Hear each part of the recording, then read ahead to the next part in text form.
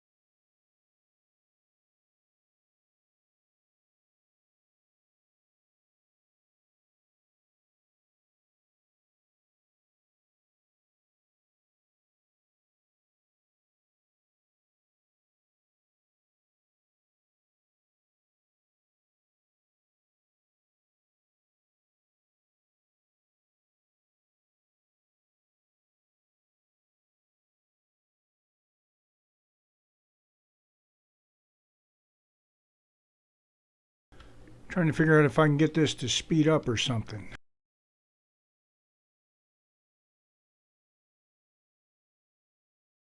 Whatever, let's kick her off again.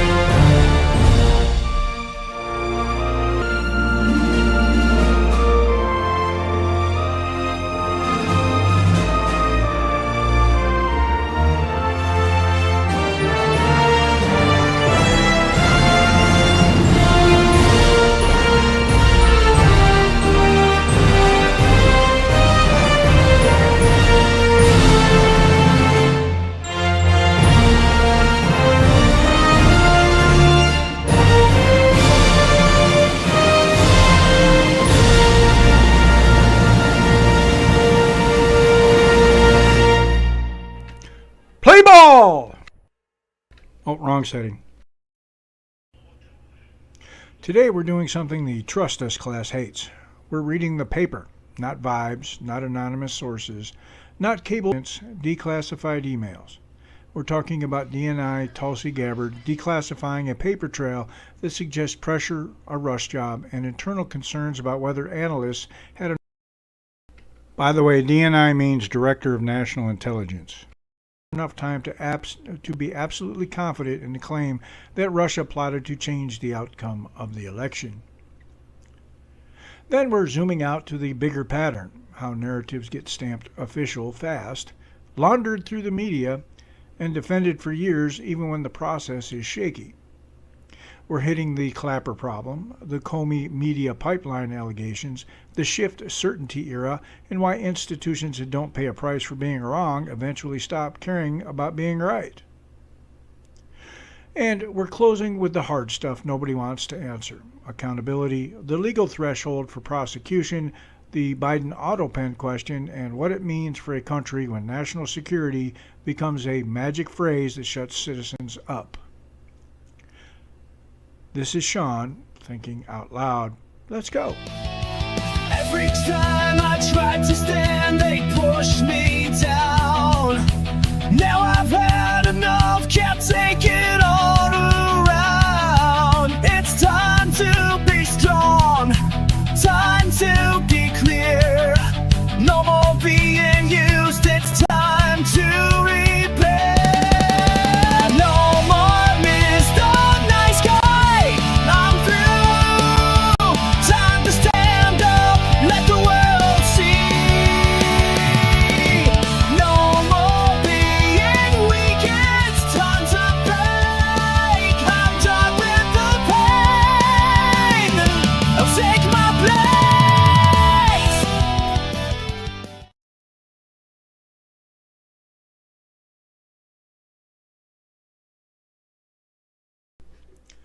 It is Tuesday, February 10th at 3:31 p.m. and you're listening to Shawn Thinking Out Loud.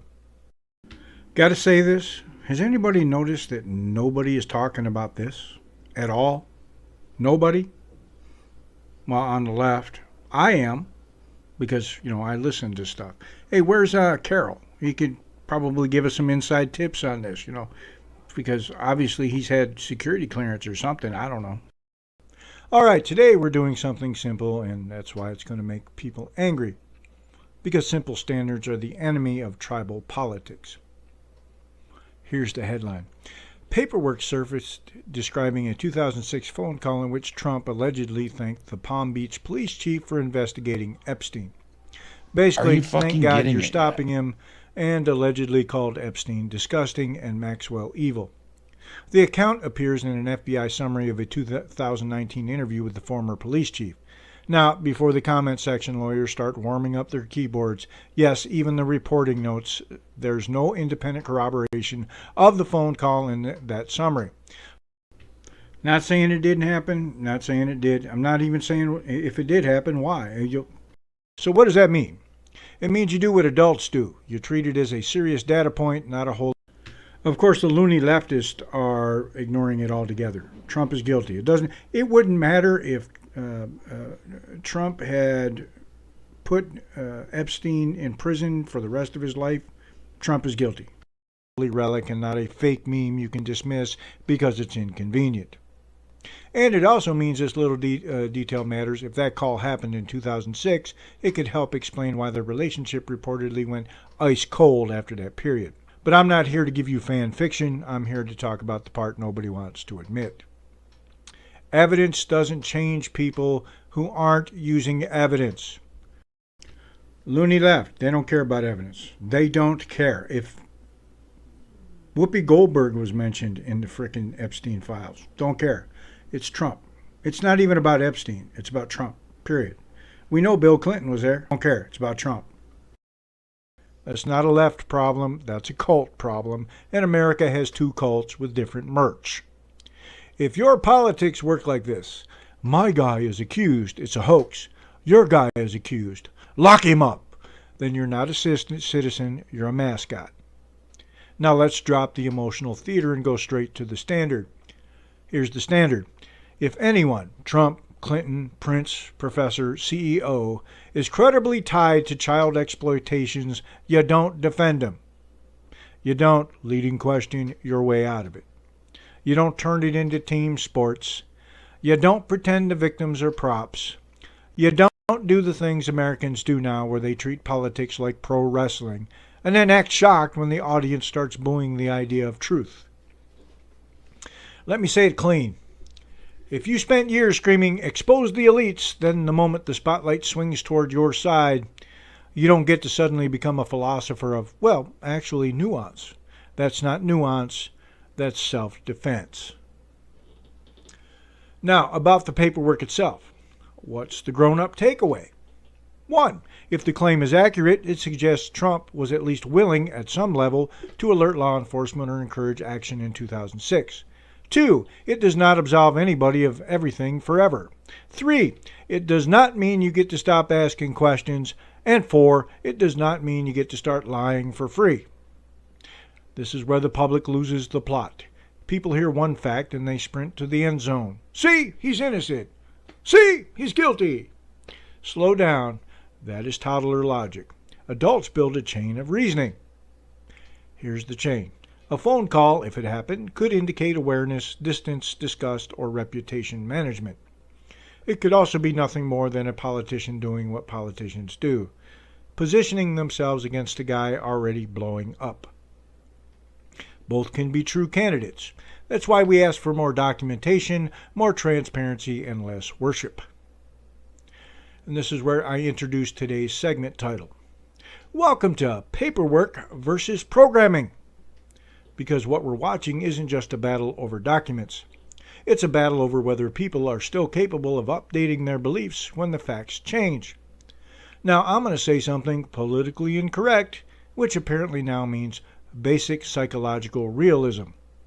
Some people do not have political opinions. They have political reflexes.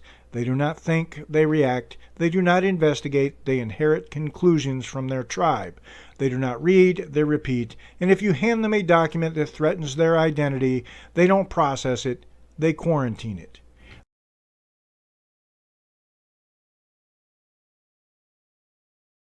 They label it fake, out of context. Oh, sorry, I forgot to hit the mic button. Carol, or Mr. One-Up as I like to call him, because, well, you can't do what I do. You're right, I've never been hit in the head with some heavy mining equipment. PSYOP, whataboutism, both sides, whatever the trending excuse is this week. That's not analysis, that's antivirus software. And look, if you're on the right and you're hearing this and you're thinking, yeah, that's the left, congratulations, you just proved my point. Oh yeah, I hammer both sides, man, because I'm sick of arguing with loony right-wingers too. Some of you are extreme fucking retards, and it's hard to defend you to the left when you're just as fucked up as they are. Because the left does the same thing, and they're thinking the same smug thought right now. Here's what separates serious people from programmable people. Serious people can say, I don't know yet. I need more information. If he did it, I'm done with him. Programmable people say, tell me what to think. And then they call it conviction. Now let's talk strategy, because this is where you either win the argument or you waste your time. If you're debating someone who has decided their conclusion in advance, facts aren't fuel. Facts are an insult, and insults trigger defense mechanisms.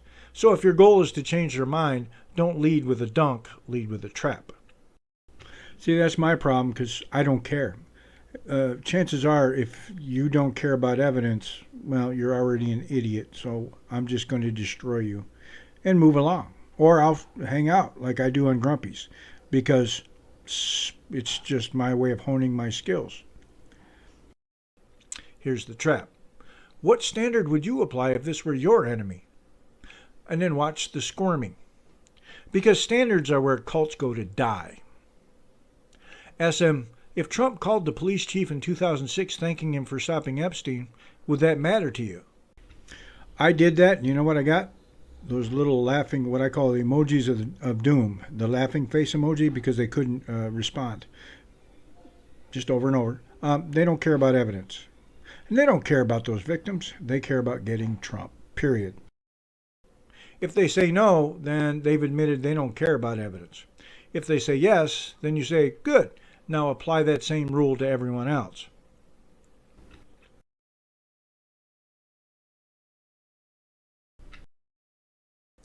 And here's the core line. A principle that only exists when it benefits you is not a principle, it's a tactic. Now, I'm going to be very clear. I'm not asking you to love Trump. I'm not asking you to hate Trump. I'm asking you to stop acting like politicians or saints or demons. They're power operators. And power attracts predators, parasites, and protectors, often in the same room. So what do we do with the 2006 detail? We do three things. First, we keep it in the record as a relevant claim reported from a law enforcement figure's account in an FBI summary. Second, we acknowledge what the reporting acknowledges, corroboration matters, and the call is not independently verified in that summary.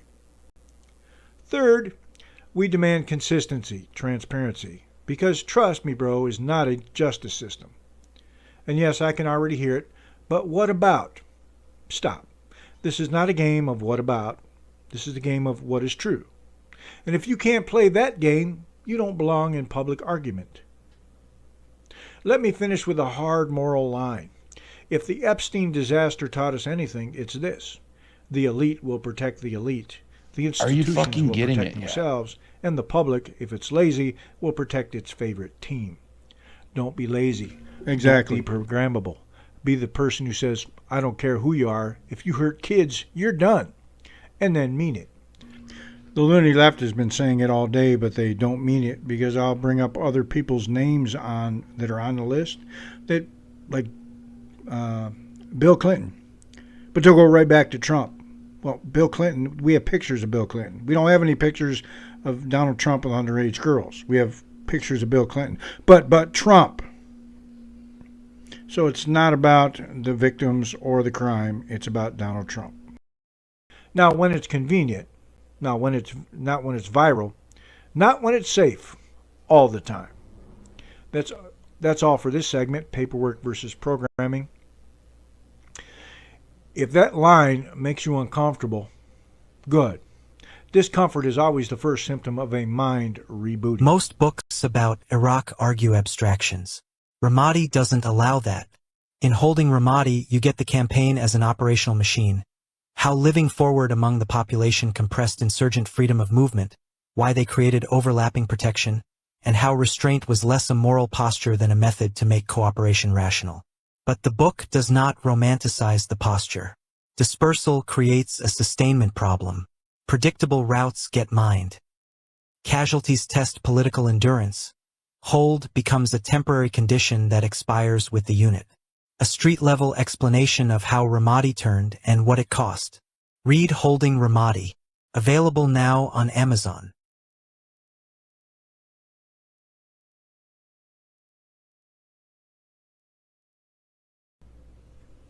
It is Wednesday, February 11th at 7:25 a.m., and you're listening to Shawn Thinking Out Loud. Let's talk about what happens when the trust us crowd gets hit with something that they can't spin. Paper. Not vibes, not anonymous leaks, not sources familiar, emails. The kind of receipts that don't care about your blue check resume. Here's the headline. Director of National Intelligence, Tulsi Gabbard, declassified. Lieutenant Colonel Tulsi Gabbard retired. Classifies emails showing internal pressure and a rush job around the Russian assessment. And inside that paper trail, staff raising concerns there wasn't enough time to be, quote, absolutely confident about the claim that Russia plotted to change the outcome of the election. So, translation for normal people, some analysts were basically saying, we're not ready to swear to this, and the response from the top was, we're swearing to this anyway. Because apparently the new standard for intelligence wasn't verify, it was, that's our story. Had to get Trump, although if they had to do this to try to get Trump, and he was in the Epstein file, why didn't they just release those instead of lying about this? Just thinking out loud. Now, let's put a name on the vibe everyone recognizes, James Clapper, a person whose relationship with the truth has always looked a little like a drunk trying to walk a straight line. And that's the point people keep trying to dodge. This isn't a debate about whether Russia tried to meddle in the general sense, country spy, influence, and meddle. That's Tuesday. This is about a specific claim that Russia plotted to change the outcome and whether the intelligence community was pushed into presenting confidence they didn't actually have. That's the game. Because if you can stamp official on a politically useful conclusion fast enough, you can spend the next several years screaming, "It's confirmed!" while the public never sees how the sausage got made. And here's the dirty secret. Once the narrative hardens, the process doesn't matter anymore until someone declassifies the backroom emails and suddenly the most secure, most sober institutions look like they were speed running a term paper 5 minutes before class. Congressman James Comer, chairing House Oversight, is saying out loud what a lot of people suspected. A coordination between entrenched bureaucracy, call it the deep state, call it institutional inertia, call it careerist self-preservation, and a friendly... How about just government corruption? I think that would be a good name for it. Or let's get Trump. Another good name for it. I think that'll work. Media ecosystem that launders.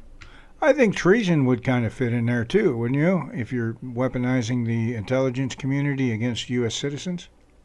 Of course, he was a citizen while he, as a candidate. Once he became president, he wasn't a citizen anymore. Leaks like into truth, and then you get the next layer, allegations of a media pipeline around James Comey, where a law professor, Daniel Richman, is described as a go-between with a New York Times reporter to shape stories, favorable for Comey, negative for Trump. Oh yeah, the New York Times, such an unbiased paper. Now, before the usual clowns start honking, yes, journalists cultivate sources. Yes, officials try to influence coverage. But they're also supposed to confirm those sources, confirm the story before they put it out, or they can be sued. That's not new.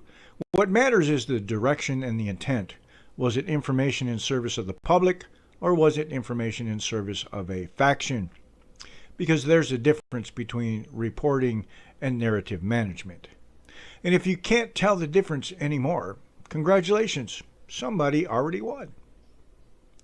Then you get into the Adam Schiff orbit. Years of collusion in plain sight, lots of television certainty, and then Inspector General findings and process failures that never seem to end with consequences.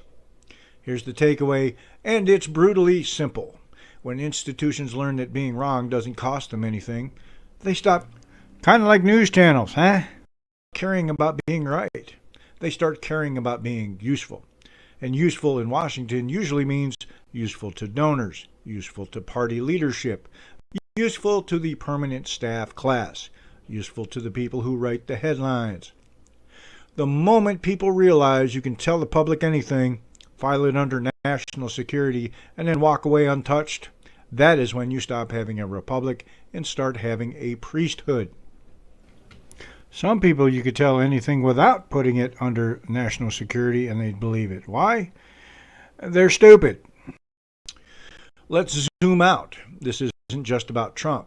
This isn't conservatives will be disappointed. This is about what happens when you weaponize intelligence claims to lock the country into a permanent domestic Cold War. It rips the nation apart. It turns politics into a loyalty test. It makes normal diplomacy radioactive, and it teaches every future administration the same trick. If you can't beat your opponent politically, delegitimize them institutionally. Turn disagreement into suspicion, turn elections into investigations, turn your opponents into assets. That's not governance, that's a demolition derby with federal letterhead. Now, Maria Bartiromo raises the legal angle, conspiracy timing, statutes of limitations, when the clock starts, and whether continued deception extends exposure. Here's the practical point. Not legal advice, just reality. These cases live or die on evidence, intent, and provable actions, not cable news heat. Not memes. Not everybody knows. If there's going to be accountability, it won't come from monologues, mine included. It comes from a prosecutor walking into court with a clean chain of documentation that says, here's who did what. Here's when. Here's why. And if that doesn't happen, then what you actually had was not a turning point. You had a brief moment where the curtain moved and everyone pretended it was a revolution. Then the comments to Biden, mental decline, staffing insulation, and the auto pen, especially in the final stretch of the term, where policies and signatures become a legal battlefield. The heart of this isn't partisan. This is a constitutional question. Who was actually operating executive power? And if the person holding the office wasn't meaningfully engaged, what does that do to the legitimacy of certain actions? Now, careful, because this topic becomes a magnet for lazy thinking. I've got a group of feminists that I've just been eviscerating. This one just keeps over and over. They don't have any arguments. I got news for you. Feminists, out of all the loony leftists, are the dumbest ones out of the group. But blah, blah, blah is her only comeback to anything. And I source my stuff. Grumpy knows that. Everybody knows that. They can't even hang with an insult. So, yeah, I've been doing them all day. That's why I have the phone out here. And I just sent her the link to this little extravaganza. It's not enough to say he looked old or he stumbled. You need the boring stuff. Documentation, testimony, process records, who authorized what, and how decisions were routed. But the public has a right to ask, if staffers were filtering access, scripting appearances, minimizing physical strain, and then using mechanical signatures to push through major actions, what exactly were we watching? A presidency or a theater production with a pen machine? And the Fauci pardon question is the kind of thing that makes normal people squint. Because pardons are supposed to be exceptional. When you start tossing them around like party favors, people infer the obvious. Either you're covering liability or you're insulating your network. And in politics, perception becomes a verdict long before a court date ever arrives. Here's my standard. If you can declassify emails showing a rushed process and internal concern, then the public deserves answers. Clear answers about who applied pressure, why the timeline was compressed, what caveats were minimized, how conclusions were framed for public consumption, and whether this was intelligence analysis or narrative construction. Because trust the institutions was the sales pitch. And if the institutions were playing to a storyline, then the trust wasn't misplaced, it was abused. And if nobody pays a price for it, then you just taught every bureaucrat in America the same lesson. Anyone asks questions, you're already promoted. So yes, emails matter. Declassification matters. Process matters. Because if we can't demand honesty from the people holding the most dangerous tools in the country, intelligence authority, investigative power, and the media megaphones, then the citizens become a spectator and the state becomes a storyteller. And that's how free countries die. Not always with tanks, sometimes with talking points. Just so my book on the unmaking of a citizen, I talk about the fourth branch of government that shouldn't exist. That's the bureaucracy, the deep state. Call it what you want, but that's what I'm talking about. They're not elected to office, they're appointed, and they make regulations that everyone treats like laws. They're not laws. It's the paper trail panic.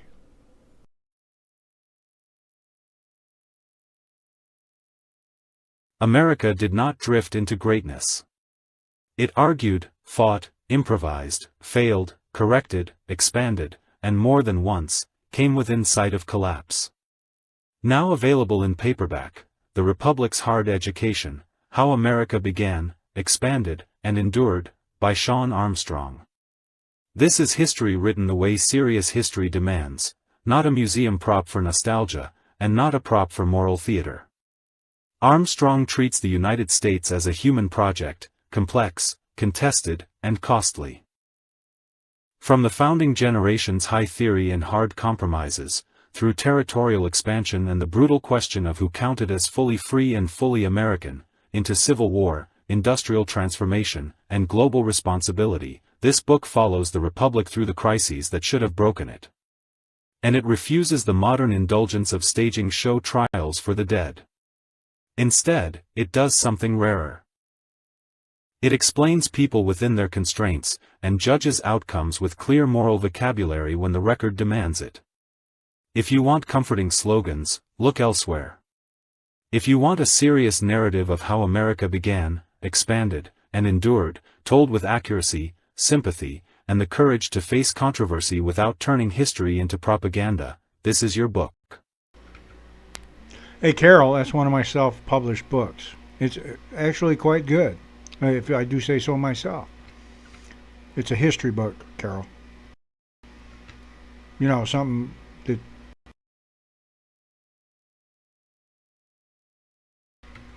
Carol likes to invent history.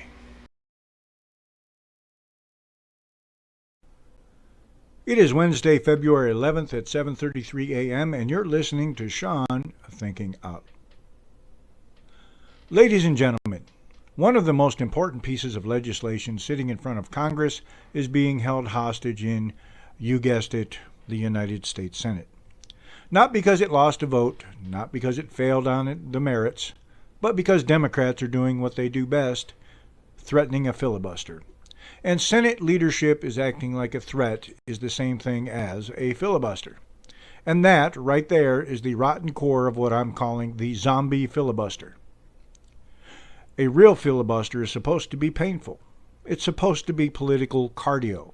It's supposed to be a public spectacle where somebody stands there and talks until their soul leaves their body and their bladder files for divorce. But what we have now is not Mr. Smith goes to Washington. What we have now is somebody texted maybe, and everybody went home.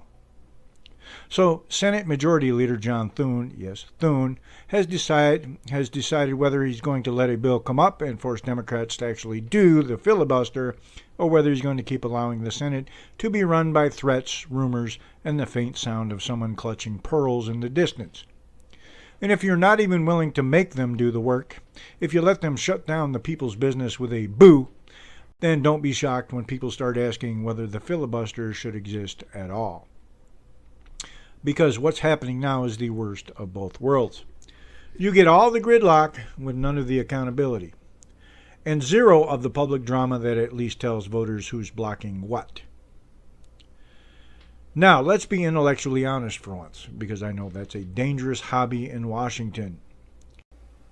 It's a dangerous hobby anywhere nowadays, because I personally believe, here's my take after reading people's stuff and talking to people.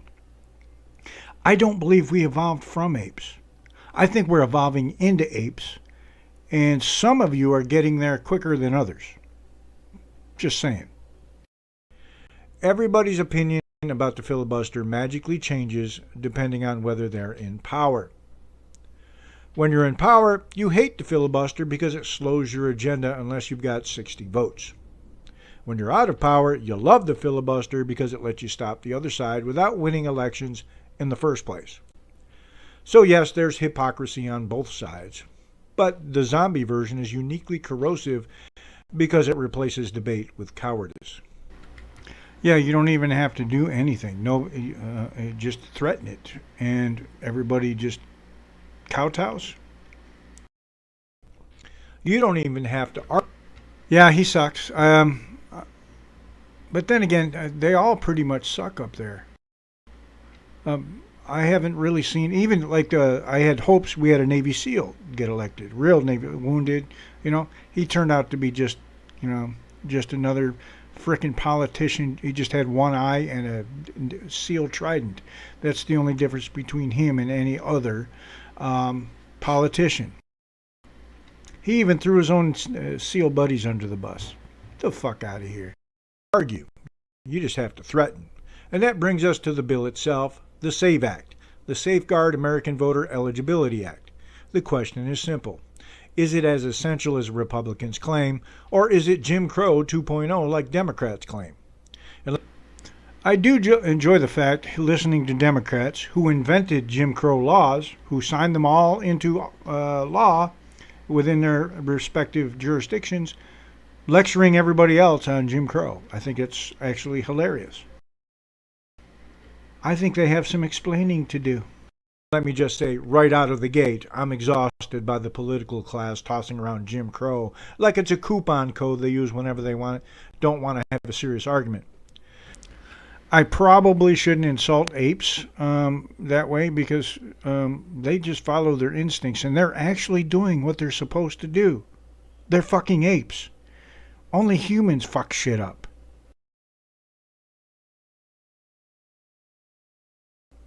Yep, that's all he cares about, too. Sean Ryan called him out on that, and he threatened to sue, and Sean's like, go fuck yourself. Come on the show then. Explain it. And he wouldn't sign the waivers, and he sent lawyers. Get the fuck out of here. Yeah. Me personally, I think they should just kick him out of the SEAL community. Jim Crow was a real system of explicit, deliberate, state-enforced racial discrimination. Not I had to show an ID, not I had to bring paperwork, not I had to follow a process. So if you're going to call something Jim Crow 2.0, you better do more than just scream, show your papers, like you're auditioning for a cable news melodrama. Somebody should try to walk into a gun store and try to buy a gun without ID. Because, guns are fascist, or ID is fascist. Ask the loony left. Here's what the SAVE Act is designed to do. It requires documentary proof of U.S. citizenship when someone registers to vote in federal elections. We're the only fucking country who does not require ID to vote. Even the countries that don't count their votes properly and are, tyrannical, still require a fucking ID to vote. Of course, voting's mandatory. Like in North Korea, voting's mandatory. but they still require a government fucking ID. Let's emphasize that. This isn't every time you show up to vote. This is about the act of registering. And in some versions, updating registration after a move, name change, or similar changes.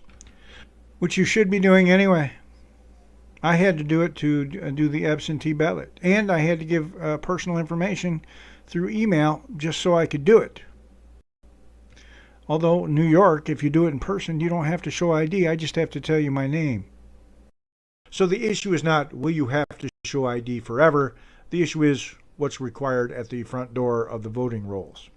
Acceptable proof typically includes things like a U.S. passport, certain government documents, in some cases combinations like a birth certificate plus qualifying ID, and potentially other state-approved methods.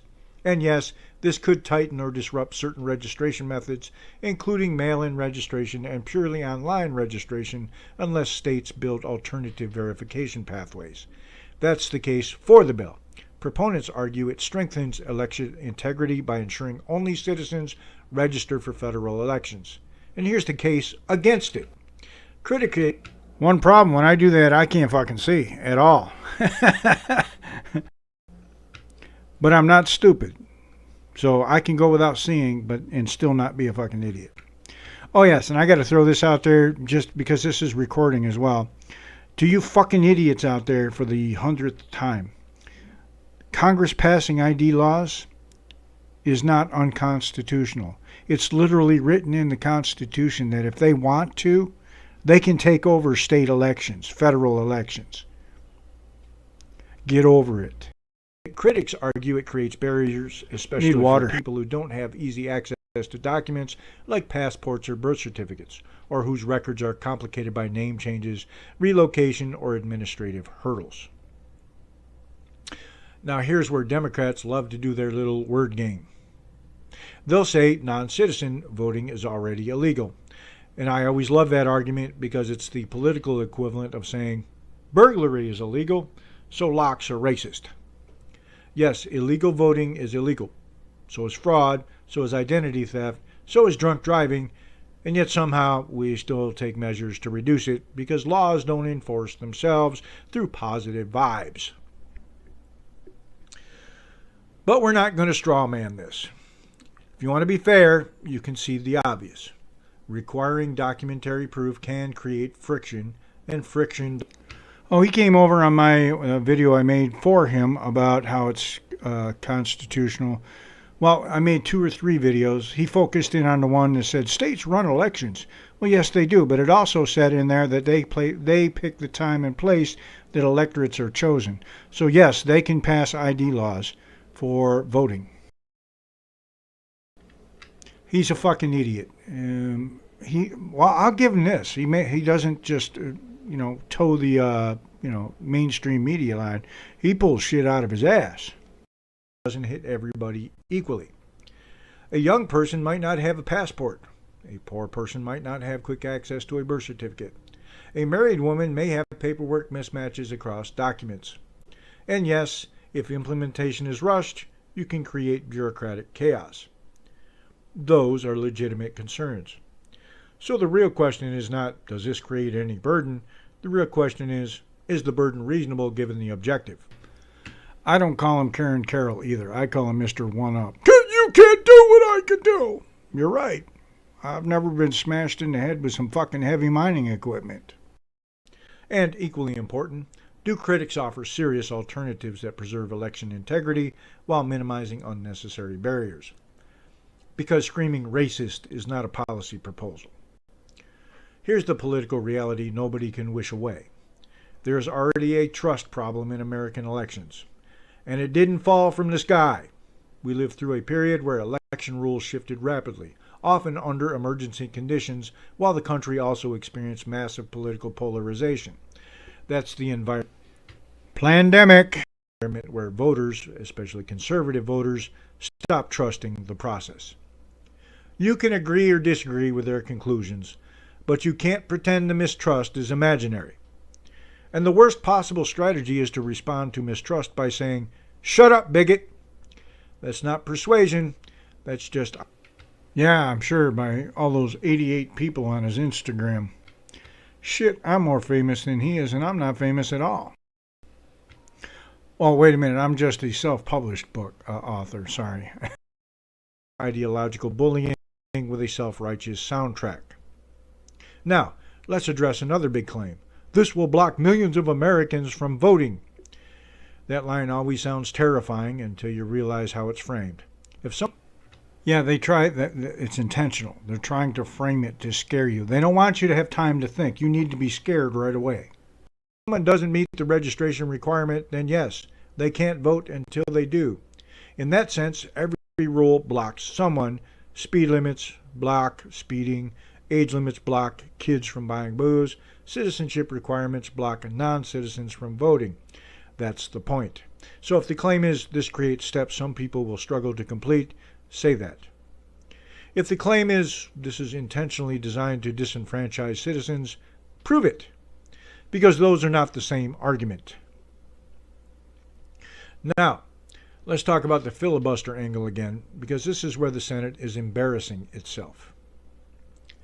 If Democrats truly believe the SAVE Act is a moral catastrophe, if it's Jim Crow 2.0, then fine, filibuster it. Stand up, make the case, hold the floor, own it in public. But if all they do is threaten and leadership immediately yanks the bill to avoid a fight, then what you're doing is training the Senate to fear conflict.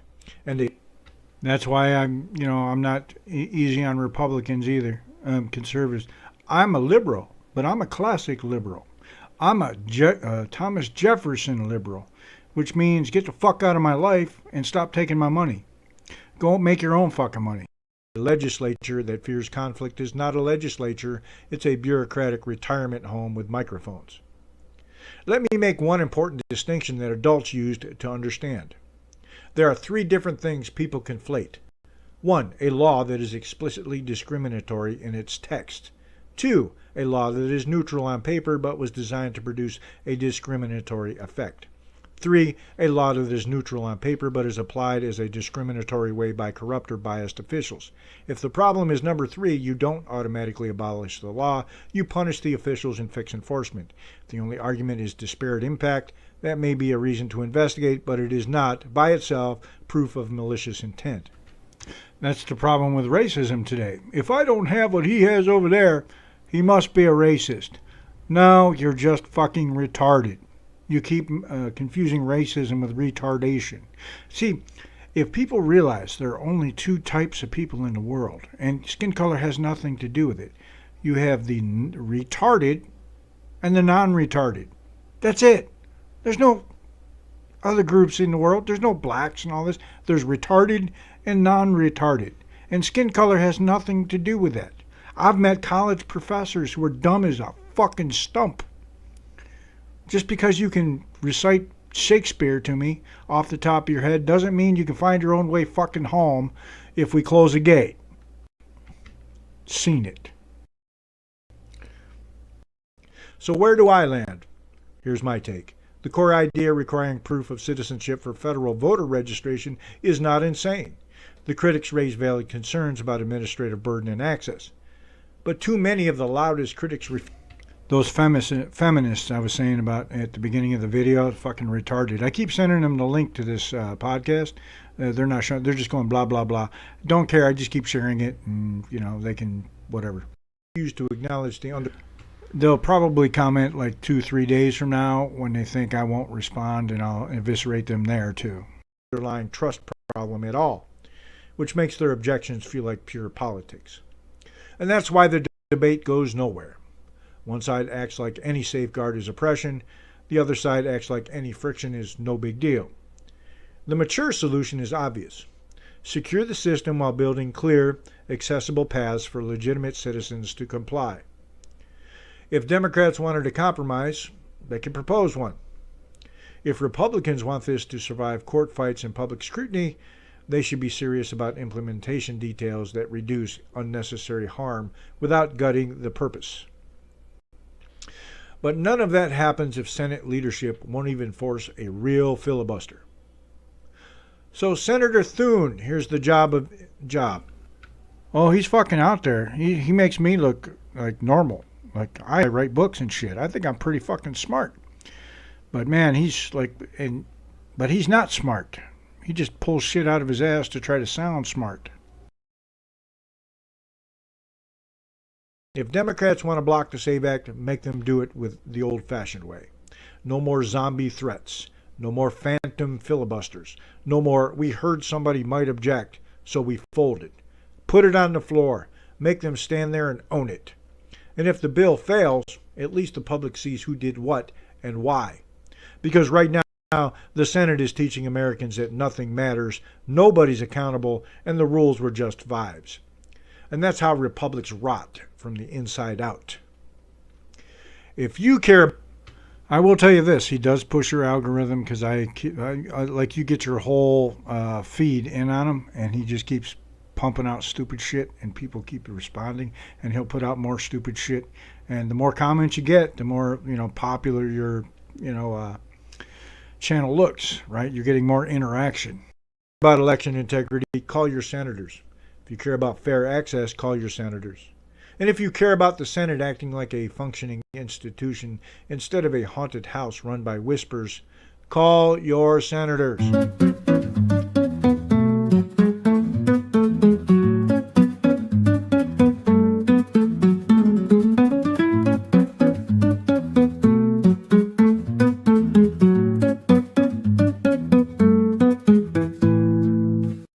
This is the brief on the quiet but massive shift in how U.S. civil rights are enforced. Well, I We're get diving called into Shawn racist for this one. Armstrong's analysis of how the whole game has changed.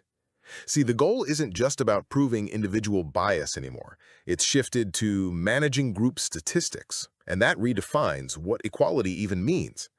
So let's get into the three key changes. First, what discrimination means has shifted from intent to disparity. It used to be you had to prove someone meant to discriminate. Now, if the numbers for different groups are uneven, that itself can be seen as evidence. The result? Institutions start making race-conscious decisions just to balance their stats and avoid legal trouble.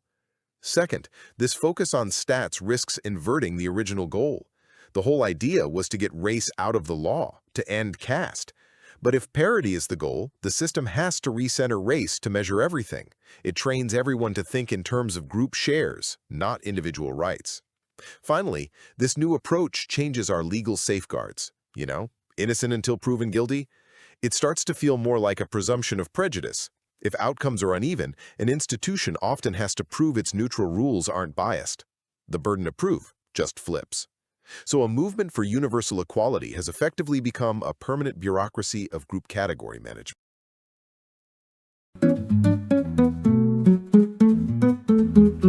Did you know?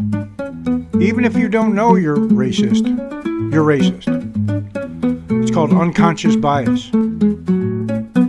Well, conversely, even if you don't know you're an asshole, you could be subconsciously an asshole.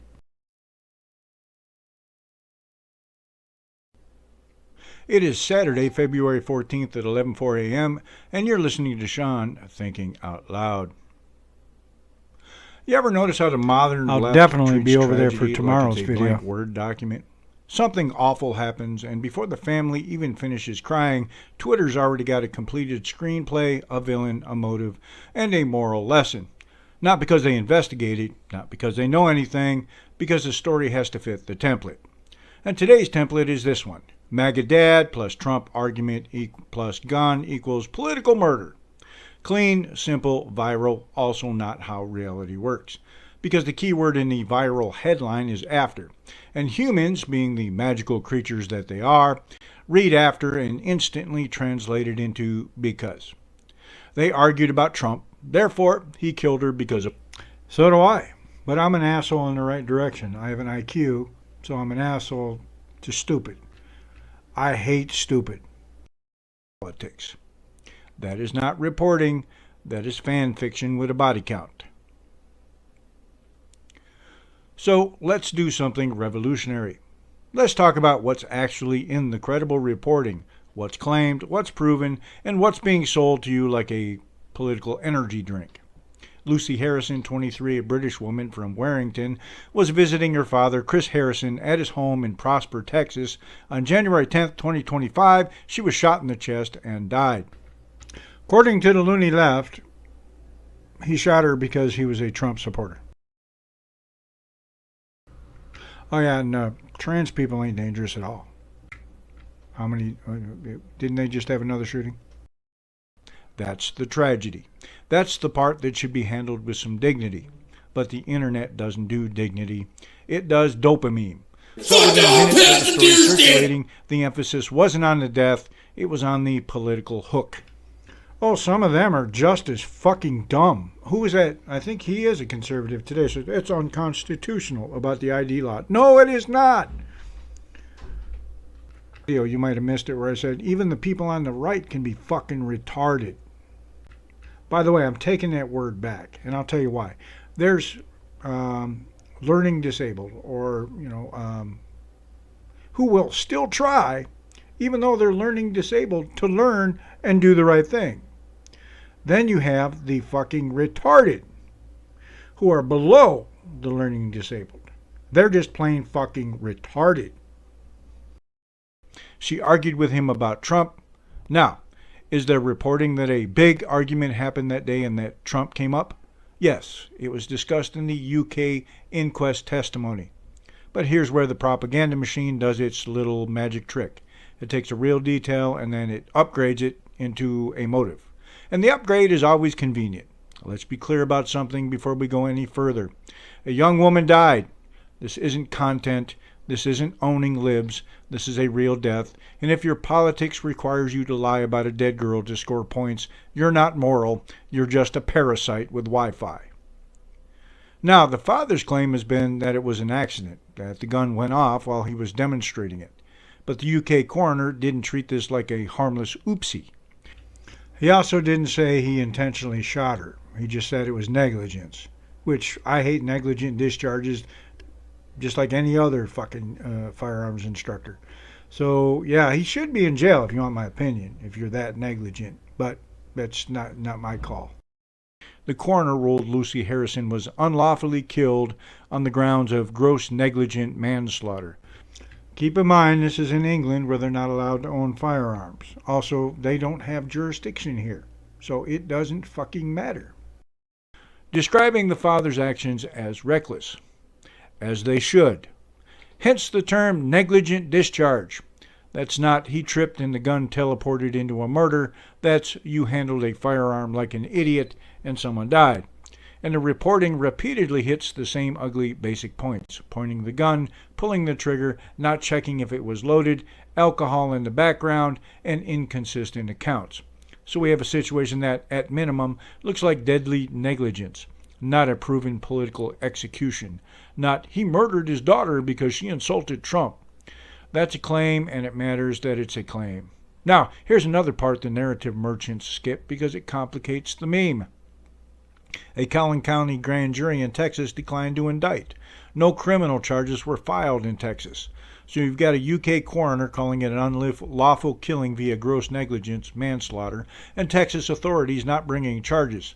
If you're an adult with a functioning brain, you can hold two ideas at once. One, a death can be unlawful by one legal standard, especially in an inquest context.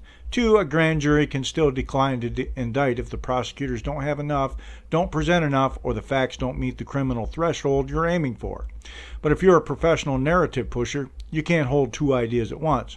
You can barely hold a thought. So they do the only thing they can do. They replace law with vibes. Here are the three biggest tricks you're watching in real time. 1. Causality swap. They take, there was an argument earlier that day, and sell, that argument caused the shooting. A timeline is not a motive.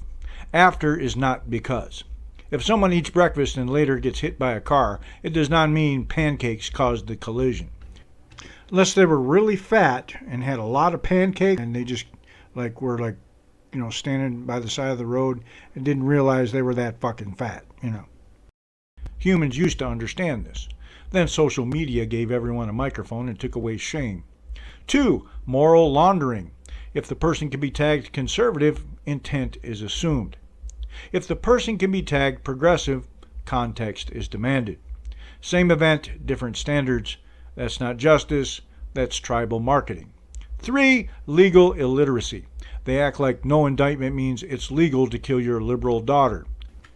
Like, Carol. He thinks he's a lawyer or something, which he's not. He sounds like a fucking idiot, but he tries. He just pulls shit out of his ass, but, No, it means the legal system did not bring charges at the time under that jurisdiction's process with whatever evidence was presented. Anything beyond that is someone using your ignorance as a revenue stream. Now, if you want to criticize Texas gun culture, do it honestly. If you want to talk about gun safety, do it honestly. If you want justice for Lucy Harrison, do it honestly. But don't do this disgusting thing where you pretend the only possible explanation is Trump worship leads to murder, because here's what the more credible coverage actually supports. More people have tried to kill Trump and Trump supporters than, I don't even think. Yeah, Trump has seen more gunfire than Tim Walz, and Tim Walz was in the military. Weird. A volatile household environment, an argument, a gun introduced into a conflict space, reckless handling, drinking, and a fatal shot. That is real enough. You don't need to lie, unless your goal isn't truth, it's control. Here's your quick test for spotting political fanfic in the wild. Question 1. Does the headline imply motive without evidence? If yes, it's propaganda. Question 2. Does it replace after with because? If yes, it's propaganda. Question 3. Does it cite legal findings and source testimony or just vibes and screenshots? If it's vibes, it's propaganda. Congratulations, you're now more qualified than half of cable news. Let's do the side-by-side real quick. Viral claim. He killed her because she argued about Trump. Documented reporting. Argument happened, but the official inquest conclusion emphasizes reckless gun handling and rules the death unlawful by gross negligence manslaughter standards. This is why fact-checkers and reputable outlets can keep correcting the simplified because Trump framing. Even when the argument detail is reported, the leap to motive is still a leap. They don't report tragedies anymore. They cast them. 8. They don't care about Lucy Harrison. They care about whether her death can be used to bludgeon strangers online for engagement. They don't care about illegal aliens. They care about getting Donald Trump. They don't care about Maria or Miguel. It's all about Donald Trump. And the sick part is they'll do it again tomorrow. Different victims, same template, same lies, same smug certainty. If you want reform, argue reform. If you want justice, argue evidence. But stop pretending every death is your political meme template. Because when you treat after like because, you're not informing the public. You're training them to be stupid on command. And Lucy Harrison deserves better than being turned into a hashtag-shaped cudgel.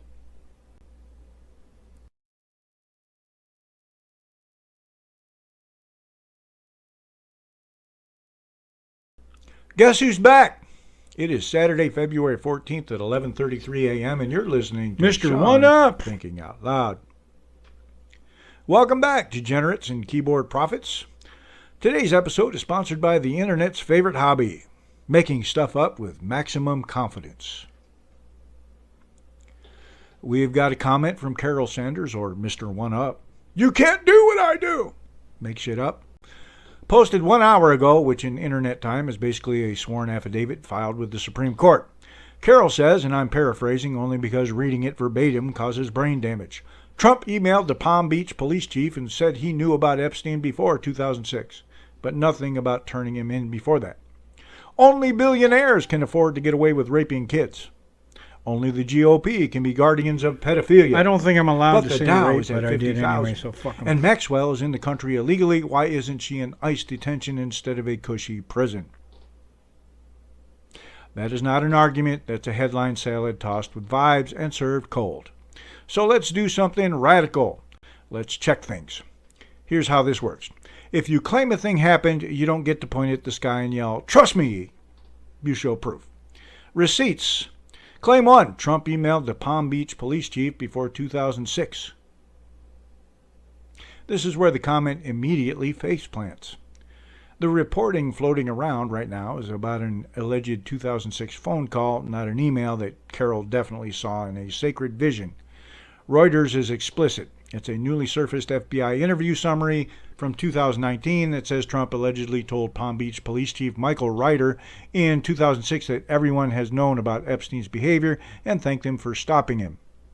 PBS also covered the same basic allegation and noted the White House would not confirm whether the call happened.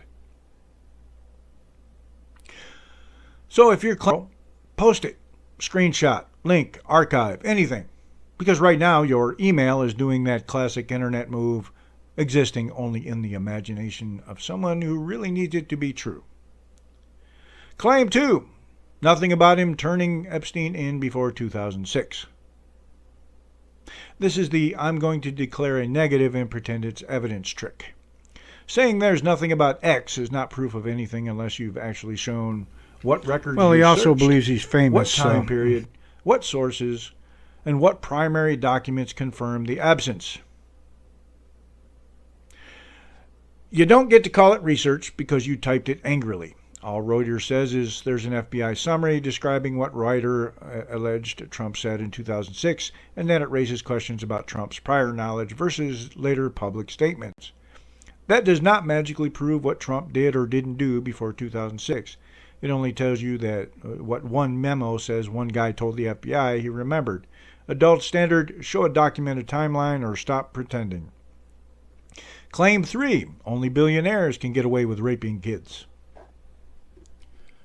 This is sloppy, emotionally satisfying, and factually useless. Rich predators can buy influence, lawyers, and silence. True. But only billionaires is nonsense. Criminals across income levels commit crimes, and plenty get away with them for reasons orbit touched powerful people and institutions, which is why the case stays radioactive. Even current reporting frames it as a web of elite connections and institutional failures. Not one party did everything. So yes, money helps evil travel first class. No, that doesn't make your absolutist slogan into a fact. Claim 4, only the GOP would be the guardians of pedophilia. This is where partisanship replaces thinking.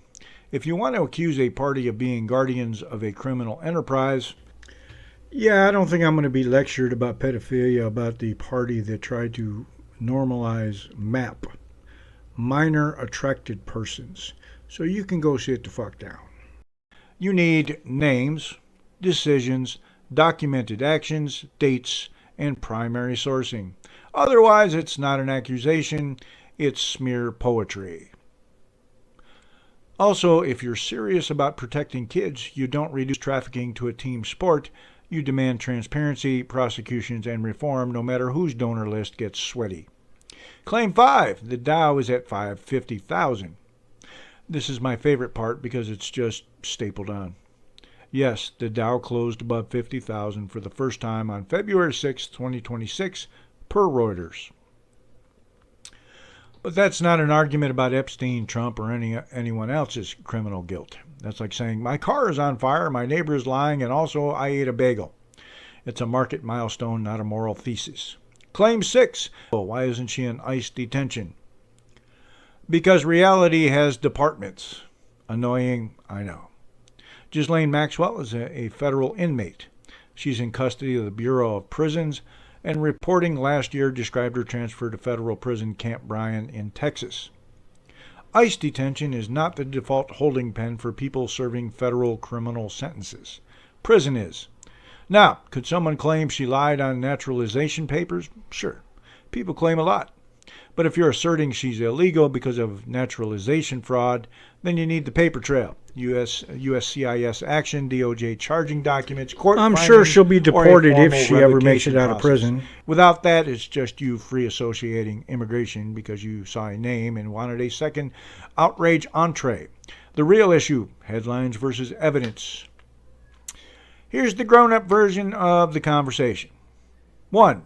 There is reporting about 2019 FBI summary saying a Palm Beach police chief recalled in an alleged 2006 Trump call. 2. That reporting does not equal Trump email proof before 2006. It equals a memo exists describing what a witness claimed.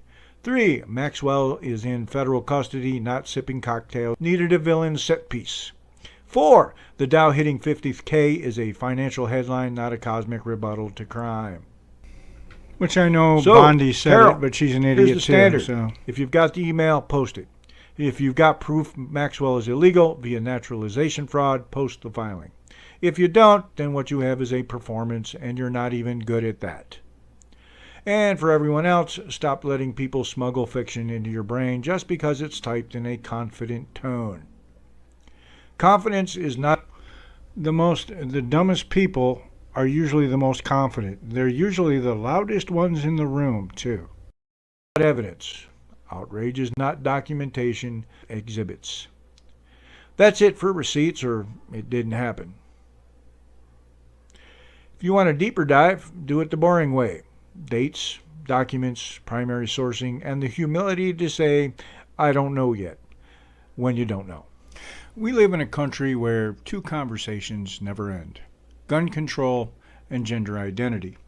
Now combine them and ask this: should transgender individuals with diagnosed mental health conditions be banned from owning firearms? Not shouted down, not memed, not reduced to hashtags, actually thought through. It's uncomfortable. Good. That means it matters. Before we go any further, like the video, subscribe, and drop your thoughts below. I'm not here to hand you a conclusion. I'm here to force the question. I can give you my take on it. I believe anyone who is mentally unstable enough to believe there's something they're not should not be in possession of a lethal weapon. That's just my take on it.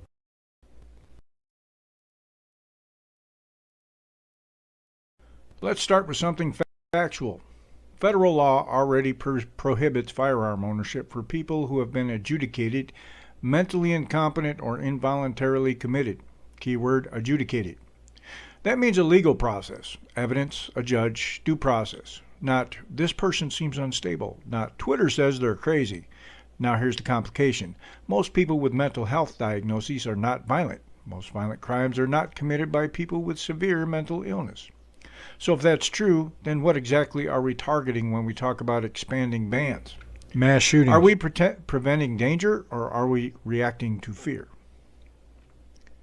Statistically, transgender individuals experience higher rates of depression, anxiety, and suicide attempts. That's documented. Many researchers attribute this to stigma, rejection, and social stress. Now pause there. Higher rates of depression do not automatically equal higher rates of violence. But here's the question people are quietly asking. If a group experiences elevated psychological distress, should that factor into firearm eligibility, or is that using a diagnosis as a shortcut for dangerousness? Is elevated distress the same thing as elevated threat? Current firearm law does not restrict ownership based on gender identity. It restricts based on behavior, legal findings, felony convictions, certain domestic violence, restraining orders, formal mental health adjudications. Some states allow temporary removal of firearms when there is credible evidence of imminent risk. New York. Those are often called red flag laws. Notice something? The system is built around individualized risk, not group membership. So if someone proposes a ban targeting a specific identity category, that raises a constitutional questions: equal protection, due process. Are we comfortable moving from behavior-based restrictions to identity-based restrictions? There are people who argue yes. Their reasoning goes like this: severe psychological instability combined with firearms increases risk. Certain medications and hormone Yet they can treatments pass may a red affect mood flag regulation. law that if you yell at Some your girlfriend, high-profile they can come violent take your incidents guns. have involved individuals who are trans and struggling with mental health issues. Their position is preventative. Better to restrict broadly than react too late. They would say public safety must come first. Now here's the hard question. How broad is too broad? At what point does prevention become presumption? On the other side, critics argue that blanket bans are discriminatory and ineffective. They point out most trans individuals are not violent. Most people with mental health diagnoses are not violent. Collective punishment contradicts the principle of individual. I'll leave you with this. Should firearm ownership be restricted based on statistical risk tied to identity, or only after demonstrated legal, established, dangerous behavior? is the standard fear of what might happen or evidence of what has happened. When we legislate rights, do we act on patterns or on proof?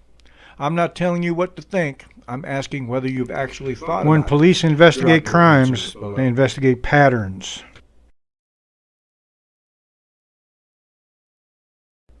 It is Tuesday, February 17th at 12:44 p.m. and you're listening to Shawn Thinking Out Loud. Now, I don't know who else feels this way, but I feel this way. When you put foreign nationals over your own country, Illegal you are alien. not compassionate. You are not inclusive. You are not on the right side of history. You're a walking, talking loyalty failure. And let's get something straight, because humans love playing word games like toddlers with a law degree. Illegal aliens are foreign nationals.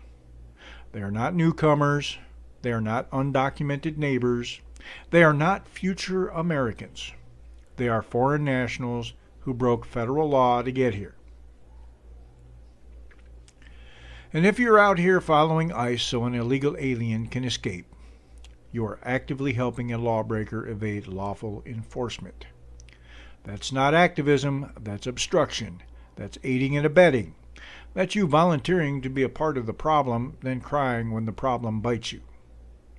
Same goes for politicians and officials who knowingly facilitate mass illegal entry in open defiance of federal law.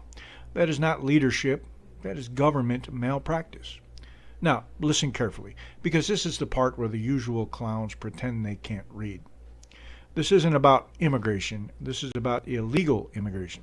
If you can't separate those two concepts, you're either dishonest or you're too lazy to learn. Possibly both. And here's where it gets extra embarrassing for the propaganda crowd. I'm an immigrant.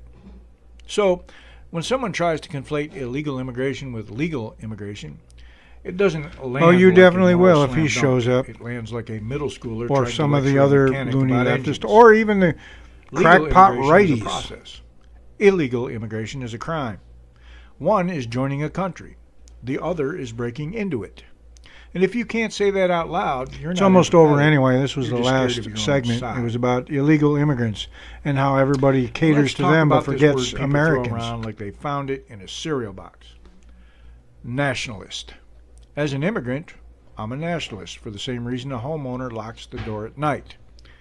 Because nations are real things with real responsibilities. Borders, laws, safety, public services, social cohesion, and the basic expectations that citizens shouldn't be treated like an afterthoughts in their own country. A nation that won't defend its borders is not evolving, it's collapsing. Now here's the part nobody wants to say because it makes the champagne socialists uncomfortable. Not one of these loony AOC, leftists Bernie screaming, Sanders. "No human is illegal," is taking illegal aliens into their own home. Not one. They want you to take them. They want your taxes to pay for it. Your schools, your hospitals, your housing market, your wages, your community resources. They are generous with other people's money. It's basically their religion. You're so passionate, here's a radical idea. Shoulder the burden yourself. Open your guest room. Feed them. Pay their medical bills. Sponsor them. Drive them to court dates. Sign the paperwork. Put your name and your bank account behind your moral performance. Funny how the passion disappears when there's a cost. And you know what really sets me off? The smug, self-satisfied tone of people who have never built anything, protected anything, or sacrificed anything, acting like the rest of us are haters because we expect the law to mean something. The law is not optional because you got emotional on Twitter. So, here's my standard. If you want immigration, push for more legal immigration, streamlined and sane, with a simulation expectations and security screenings that actually exist in reality. If you want to defend illegal immigration, then just admit what you're defending. You're defending law-breaking, you're defending disorder, you're defending the idea that citizens come second. And if citizens come second, then citizenship is meaningless. Now, I'm going to be extremely clear here because somebody always tries to misquote this. When I say treated accordingly, I mean treated according to law. Investigation, arrest where appropriate, prosecution, sentencing, and accountability. Not vigilantism, not cosplay justice, not mob rules. The whole point is rule of law. Because if we lose that, you don't get a kinder sat. I'll say it one more time for the people in the back wearing resist shirts they bought on Amazon. Legal immigration is honorable. Illegal immigration is criminal. And pretending those are the same thing makes you look really, really stupid. So here's what we actually covered today, without the spin. We talked about how declassified emails can expose what press conferences and headlines hide. Internal doubt, compressed timelines, and pressure to project certainty that may not have existed behind the curtain. We drew the line that matters. Russia meddled as a general reality is not the same claim as Russia plotted to change the outcome, and if the intelligence community was pushed to oversell confidence on that specific conclusion, that's not analysis. That's narrative construction. We also hit the ecosystem that keeps this machine running. Bureaucratic incentives, oversight allegations of coordination, media pipelines that turn leaks into truth, and why zero consequences turns institutions into a priesthood that demands trust while refusing accountability. Then we got practical. Legal accountability lives out. That's our show for today. Every time I tried to stand, they pushed me